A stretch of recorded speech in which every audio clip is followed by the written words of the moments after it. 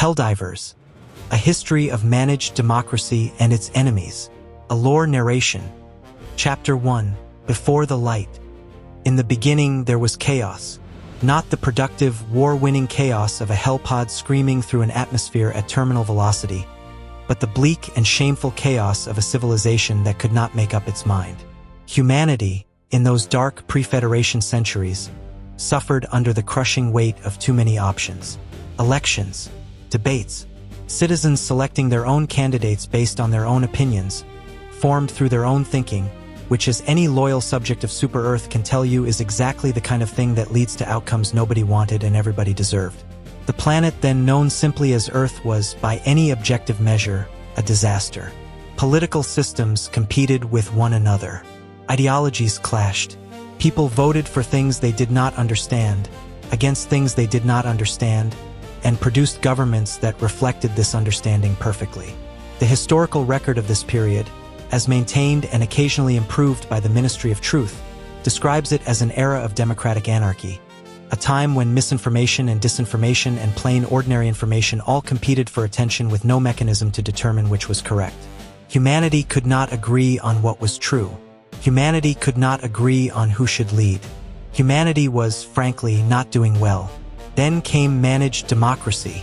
The precise date on which the Democratic Council presented the first and final draft of managed democracy is celebrated annually as Liberty Day, a holiday during which citizens of Super Earth are encouraged to reflect on how far humanity has come since the dark age of unmanaged choice.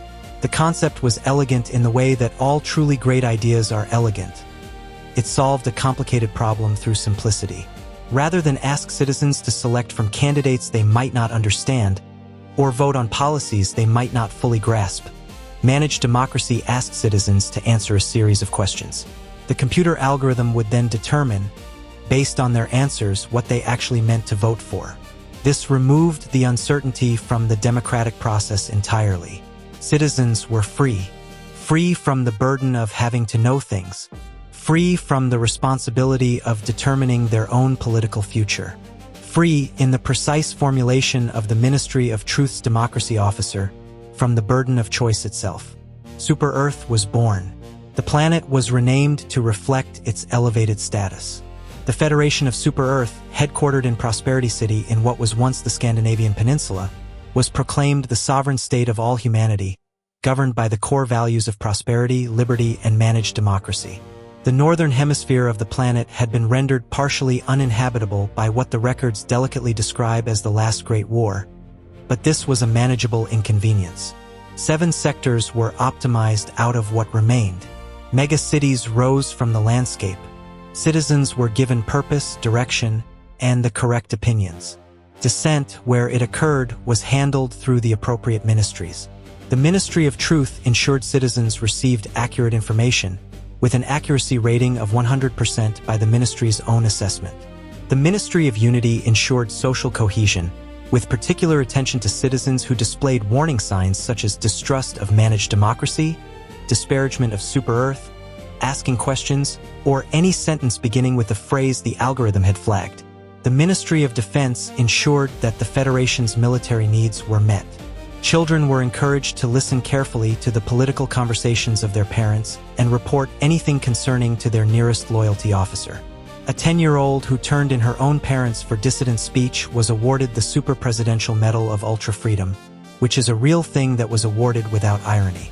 Humanity had achieved stability. It had achieved unity. It had achieved, in the precise sense of the word, management. What it had not yet achieved was space. 2. Into the galaxy and immediate complications. Faster-than-light travel changed everything, as it tends to do. Humanity, having solved the problem of governing itself, turned its attention to the galaxy, which was large and full of planets and had the considerable advantage of containing no citizens who required management. The Alcubierre drive allowed Super Earth ships to fold spacetime and cross interstellar distances in timeframes compatible with industrial expansion. Colonies were established. Sectors were organized. The Federation of Super Earth extended itself across the galaxy with the purposeful efficiency of a civilization that had recently discovered it was very good at colonizing things. This was going extremely well until approximately 2044, when it became apparent that the galaxy was not empty. The First Galactic War lasted roughly 40 years, from around 2044 to the final victory in 2084. In that time, Super-Earth found itself engaged simultaneously on 3 fronts, against 3 different enemies, each representing a distinct category of threat that the Ministry of Truth would later spend considerable effort classifying in the most useful possible terms. The bugs were the first contact. The exact circumstances of first contact are somewhat unclear, which is to say the Ministry of Truth has access to records it has chosen not to make available to the general public at this time. But the official position is that Terminid forces opened fire on Super-Earth ships without provocation. Super-Earth declared war. The Helldivers were mobilized. The note in the declaration of war about reactivating lost oil pumps on bug-infested planets was not given particular significance at the time.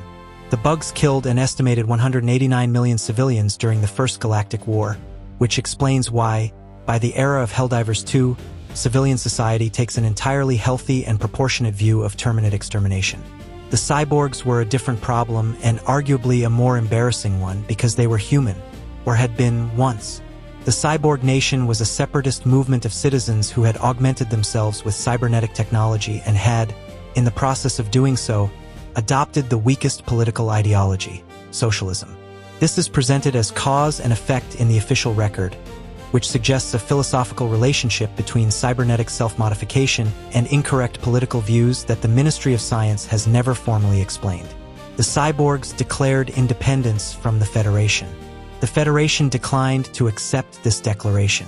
The subsequent conflict lasted until 2084, when the cyborgs were defeated and interned in the mines of Cyberstan, their homeworld, to serve a sentence of labor until such time as they could earn their freedom, which the Ministry of Expansion noted might take quite a while given the mining requirements. The Illuminate were the most sophisticated enemy of the First Galactic War, and the most awkward, because they are the only faction the sources confirm actually attempted peace negotiations before Super-Earth delivered the first strike.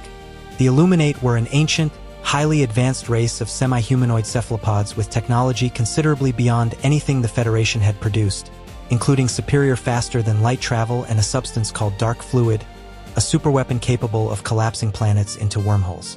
They wanted peace. They were not given it. By 2084, Super-Earth had defeated them at the Battle of Skubai Shrine and imposed terms of forced capitulation. The Illuminate were required to dissolve their military entirely and surrender all technology with any military application to the Federation, including the dark fluid and their superior faster-than-light drives.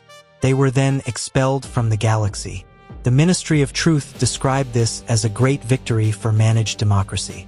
The Illuminate described it as genocide, which is the kind of claim that explains why their return in the Second Galactic War carries the specific flavor of an enemy that has been thinking about this for a century. Chapter 3. The Quiet Century and the Farms. The period between the First and Second Galactic Wars is described in the official record as a time of great prosperity and consolidation. Super-Earth had defeated its enemies. The galaxy was being colonized. Managed democracy was spreading to new worlds, which were presumably grateful for its arrival. All was well. Beneath this narrative, a decision was being made that would define the next 100 years. During the First Galactic War, Federation scientists had discovered something interesting about the bugs. When they decomposed, they produced a substance called Element 710, a unique biological oil that happened to be the exact fuel required by the Alcubierre drive. The same creatures that had been fighting Super-Earth's colonization efforts were, in death, the prerequisite for Super-Earth's ability to travel between stars. This discovery significantly complicated the question of what to do with the bugs once the war was over. The answer was the farms. After the victory of 2084, the surviving bug population was not exterminated. It was contained. Bugs were placed on designated planets and subjected to genetic experimentation and selective breeding aimed at increasing their E710 production. Decades of this produced the creatures now known as Terminids, organisms that had been pushed by controlled evolution into forms optimized for the production of a resource their captors needed. Bile spewers, whose unstable body chemistry was a direct result of chemical experimentation that occasionally produced toxic spills on the farm planets. Variants of gigantism, near-invisible strains. The Terminids of the Second Galactic War are not simply the bugs of the First Galactic War. Chapter 4. the Helldivers. Before the Second Galactic War, before the farms, before even the First Galactic War, Super-Earth needed soldiers. Not the ordinary rank-and-file infantry of the Super-Earth armed forces, who served as planetary garrisons and formed the bulk of the Federation's military capacity, but something more specialized. Something that could be dropped from orbit into situations where conventional military logistics had already failed, complete the mission, and be extracted before anyone had time to object. The Helldivers were the answer. Elite shock troops, special forces, the pinnacle of Super-Earth's military capability, and the iconic cape-wearing face of everything the Federation wants the galaxy to know about itself. A Helldiver is not simply a soldier. A Helldiver is a symbol. A Helldiver represents the commitment of every citizen of Super-Earth to the defense of managed democracy, the willingness to die screaming through an atmosphere in a pod and fight overwhelming odds on behalf of a civilization that will name a holiday after the planet you died on if enough of you died there. The contract of employment that every Helldiver signs before deployment is a document that makes very clear, in binding legal terms, the dangers of pursuing liberty in the name of managed democracy. This is not a volunteer force in the conventional sense. Citizenship in the Federation comes with obligations, and the obligation most relevant to this story is military service. Every citizen receives their first weapon on their 16th birthday. The Helldiver Corps represents the highest expression of this obligation, the citizens who went furthest, trained hardest, and signed a contract that the Federation describes as employment rather than conscription because the distinction has legal implications for the benefits owed to survivors. The signature technology of a Helldiver is the Hellpod, an armored drop capsule launched from a super destroyer in orbit that carries a single Helldiver to the planetary surface at terminal velocity. The first use of Hellpods in the historical record was not against alien threats. It was against the socialist government of Northman's Creek, which attempted to secede from the Federation. 50 Helldivers dropped into the Parliament. The secession was resolved. Northman's Creek is now a regional capital on the bug front. The story is told in the Federation's institutional memory as a demonstration of capability.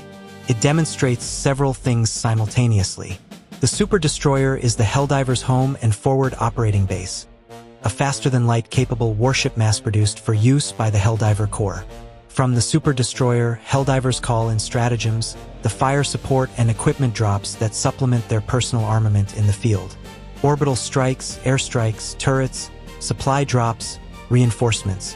A Helldiver who dies in the field is reinforced by a new Hellpod from the Super Destroyer, because the Federation's approach to casualty replacement is rapid and the supply of willing, legally obligated citizens is substantial. The casualty rates are notable. The official record does not suppress them, because the official record presents them as evidence of commitment rather than evidence of military planning decisions.